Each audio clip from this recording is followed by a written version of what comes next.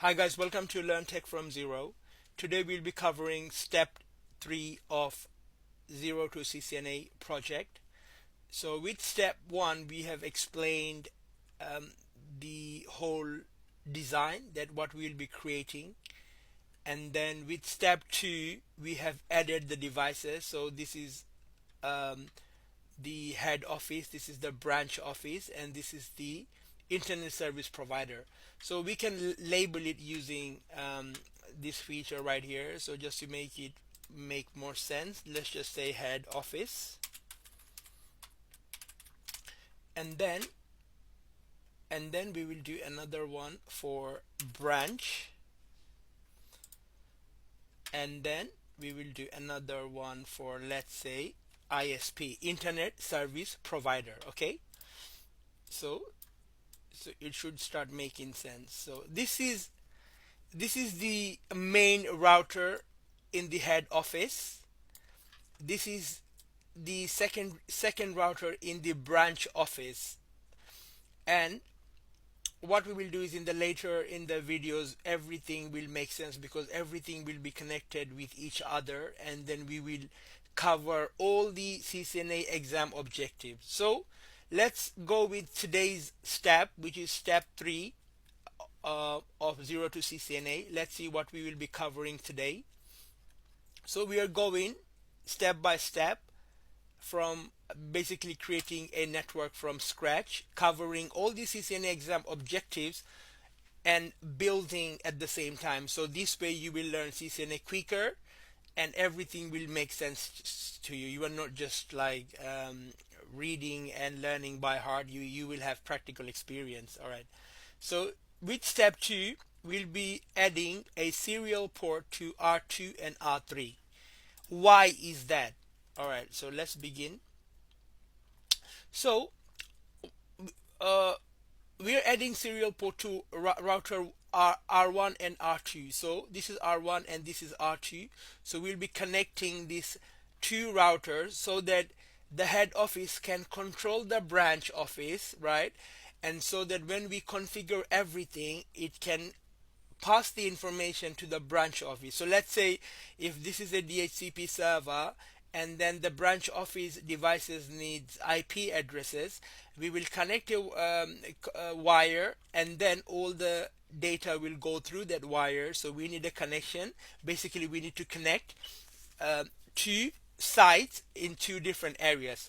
So as you know that we cannot connect them with a normal LAN cable, which is, let's say, cat 5, cat 6, cat 7, because they can only cover up to 100 meters. So and in this current modern world we normally have fiber optic, and then we have those technologies that we use with those fiber optic. Let's say what we normally do is we use MPLS labeling, or we use Metro Ethernet. So this is something that you have to pay separately to your internet service provider so that you can have a dedicated connection between these two sites. If you are new to this, we need to clear a confusion. So WAN is basically, in simple terms, for CCNA exam, when we say WAN, WAN, what we mean is we mean is private WAN. So this is a LAN. It's one area. This is another LAN. So this is in one city. This is in another city. So these are two different LAN, LAN, local area network. But when you connect them, it becomes a WAN because you are connecting two different LANs from two different areas to form a WAN. It's called a private WAN, wide area network. But when you use the normal internet, let's say you send a message to the internet service so let's say you are communicating to your friend, so it will go, let's say you are at work and you are communicating to your friend and he's at home somewhere here. So what will happen is when you send a message, it goes to the router will pass it to the internet service provider. That's the public internet, public WAN, wide area network. And then public this router will forward the information to your friend. So when we every time we say WAN in CCNA, what we actually mean is we are connecting two different sides of the same company, um, uh, to form a WAN. So why serial port? Why we are using a serial cable and serial interfaces, not fiber optic? Because I have all these answers are written on the website, so you need to go and read them. The reason is that because this is an old technology, serial connection, and what happens is CCNA wants you to learn. CCNA wants you to have a really strong foundational knowledge, so everything will make sense. Why serial port? Because with serial connection, you will learn a lot about WAN and LAN difference, DC and DCE versus DTE. This is something to do with the serial connection. So DCE is basically the uh, the controller. So I completely forgot the full term because it's been a while, but I think it's the data communication equipment, and this is data terminal equipment. So what happens is one has to be the main router. So in this case, the R1 will be the DCE and this will be the DTE. And then R1 will control. So every time when we say in CCNA exam, this is important. So this will come. This is not something that we use now, but for the CCNA you need to learn. So DCE is the main controller and DTE is the one that follows the main controller. And then we will learn about clock rate, but we will not be covering all this today. This is for future. So when we go step by step, right now we're adding devices, then we will add connections, and then we will configure IP addresses, then we will create VLANs, and then we will go into the protocols, routing protocols, all these. So we will go step by step. So this is something that we will cover later on. So first we will form the LAN when everything is connected and then everything is working, and then we will form a WAN when everything will talk to each other. Okay, so step by step. So, and also point-to-point connections, point-to-point links, because point-to-point means direct connection when one device is directly connected to each other. So this is point-to-point connection. And then so let's just follow the steps. So what we need to do is we need to go to R1, click R1, go to physical tab, click the power. You need to turn the so what we are doing is this is something that you should be doing it on a device, but right now we are doing it virtually, so we don't have a physical device, but we are doing it on a software. So this is exactly the same as doing it on a physical device. So click the power. So we need to turn when we're adding a new module. So module, when we say module means we need to add a module that we can connect serial connection to. So this is the module that we will be installing on the router. So this is not something that comes with this exact model. So we need to install it. And then we can connect the serial cable, and then we can form a connection. So this is not something that connects between two sides. This is not long enough. This is a serial connection that connects to the internet service providers modem or whatever, and then you have a copper cable which is connecting directly to this branch in this example, in CCNA example. Okay, so what, let's just say, so we'll be following this. Go to physical tab, turn it off. In the left module list, find HWIC-2T. If you don't see it, then this one, and you need to drag it, put it in an empty slot, and then you will have a new port for connecting. So let's just go to physical, go to the physical tab. So we will just click on this, and you can see the physical tab is right here. Okay, and you can see that this is the exact model that we need to use, HWIC-2T. Let's just say Yep, that's the one, right? So what we'll do is we will drag it. So we will drag this one and we will basically add it to one of the empty slots. These are the empty slots that you can install modules. So I'm just going to drag it. So before we do this, I think we need to turn it on and off. So this is where you turn it off.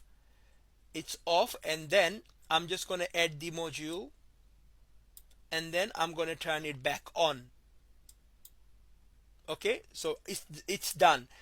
And we need to do the same for R2 as well. So they both have the modules, so that both have the ports, so that we can connect those two devices. So let's just go. So we need to turn it off. We go to this module, we add this module, right, and then we turn it back on.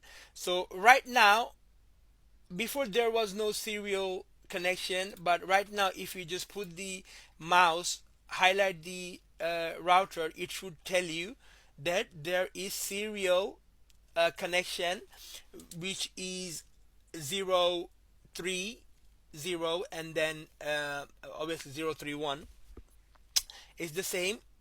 Which means in this router we have gigabit ports, and we have serial ports, and we also have VLAN is VLAN 1 is by default, so don't worry about that for now.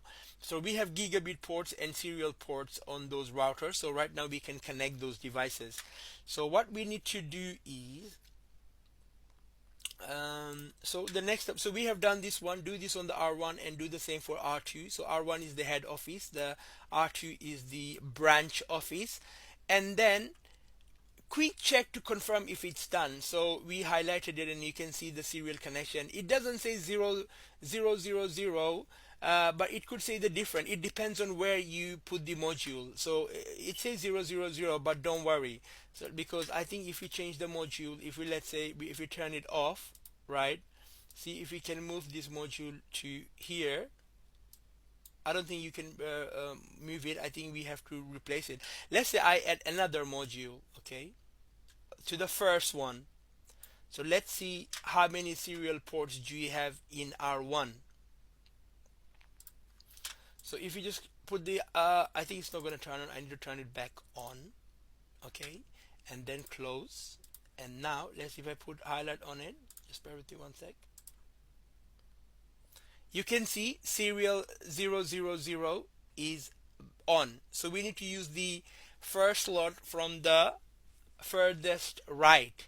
I will do the same here. So we will just follow the exact guideline. So we'll add another module. I'm going to turn it off, add another module, right, on the first slot, and turn it back on. And then what happens is now we have I turned it back on? Yep. All right, so let's just, so you can see serial 000 is on. So what we will be doing is we will be connecting the port number 0 to the branch office port number 0 -0. Okay, so let's just go with the next step. So we can see this. You should see serial 000. Yes, we can see this port. When we say this is the actual physical port that we need to. So this is the physical port we are talking about. This one. So this port is 000. So this one is serial 1 and this is serial 0. So we are talking about 00 is the first one right there. Okay. Now, what's the so we can see this now. Connect the serial link. So once you identify the two routers with the serial ports, everything is there. We will click on the connection. This is the icon. Choose serial DCE cable, which is a red cable, and then as we have to do it on not router A and B, it's router 1 and router 2. I'm going to change that for you. So we have to do this on this one first, so it becomes DCE, the main one, the main control, the one which is controlling everything, and and then we will connect. Secondly, we'll connect R2, then it becomes DTE, so it follows the R1. Okay, so let's just go and do that. So I'm just going to click on this sign to form a connection, and then I'm going to look for a thing called serial connection. It's a red cable. So it's this one says coaxial, this one says serial DCE, and this one says serial DTE. So what we need to do is, based on the instruction, I need to do is basically choose serial DCE cable and then connect. So I'm just going to choose this cable, serial DCE. Okay, I'm going to click on R1. I'm going to choose the port number 000, and then I will connect it to R2 in the branch office to the same port 000. Okay, so you can see that it says down. If I move the mouse, it will just disappear. You can see that serial 000 link says down, which means we haven't configured anything. We have to configure the clock rate. When we say we configured the clock rate means, clock rate in simple term means it will tell how many bits, how many if you don't know what bits subnetting, then we will do this later on. So how many data that it should send at one go. So this is something that we configure. So this is something that we are not configuring right now. We are just connecting to sites, and we have done it. So what's the next step? The next step is, we have done this, we have connected it. I'm just going to change this from R1 and R2 so it's not confusing to you. What you should see, a red serial cable, link may say down, because this is normal because we haven't configured anything.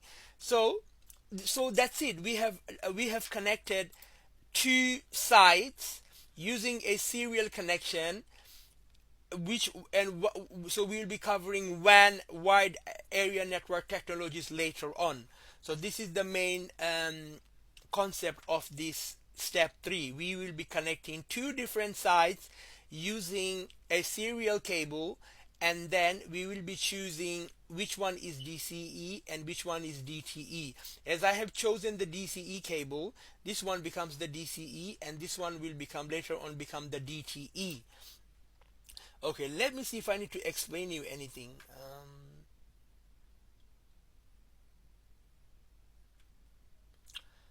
I think it's best if you don't go any further. I have given you a good explanation of this topic. So we'll finish it for now. With step 4, we will be covering the next step. So make sure to give me a like and follow if you're new to this, and follow this journey if you want to learn networking from scratch in a practical way. Thank you so much for your time, and I will see you next time with step 4.